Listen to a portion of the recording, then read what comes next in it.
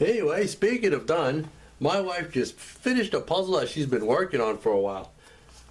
And it's time, well, speaking of done, the stamping is done. And it's dried. And it's time to get some color on this. I am going to use Fiebing's, what do they call it, professional oil dye in saddle tan. I always like to shake it up real good. And I stick it in a clamp so I don't accidentally knock it over, because that makes a hell of a mess.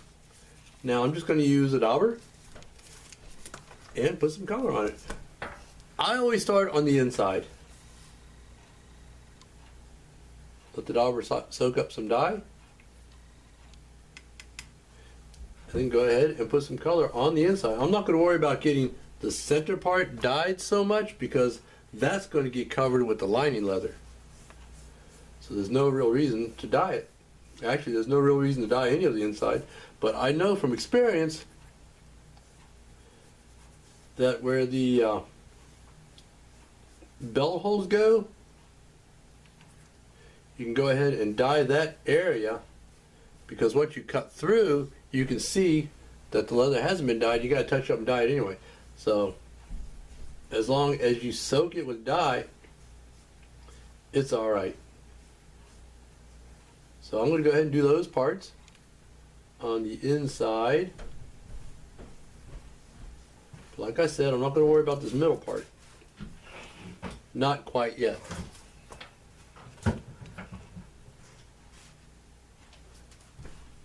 I like to use lots of dye on this. Really soak it. And the inside, the fuzzy side, is very absorbent. It'll soak the dye right. And I'm going to go ahead and do this on both pieces. And we'll come back and do the outside. Well, it's got the insides of them done. Now it's time to do the outsides, which is pretty much the same thing. I just use lots of dye. And I soak it.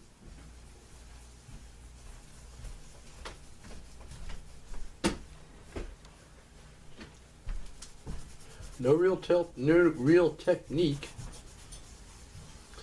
I mean, you know, there's people that say you swirl it on and then you go in lines like that, but basically with Fiebing's professional oil dye, I personally find that it works better if you just soak it.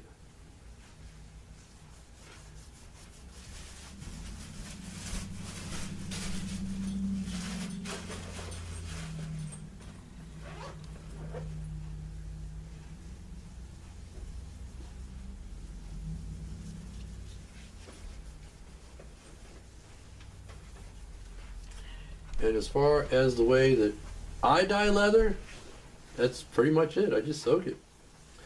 Some people dip dye. I don't have the area or the space to do that, so I just use a dauber, and it works for me.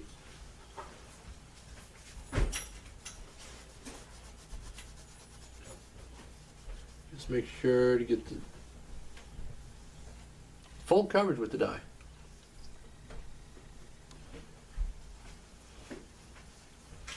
And basically, that's it. I just soak the leather with the dye and then leave it sit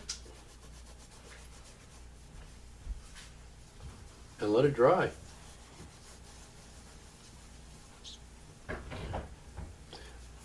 Basically, I keep adding dye until it puddles on the surface and gives it that wet look.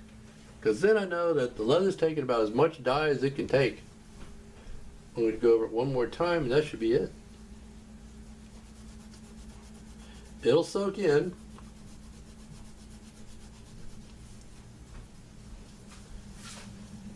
But the thing is, as the dye dries, it gets blotchy. And it actually gets to where it's looking pretty darn terrible.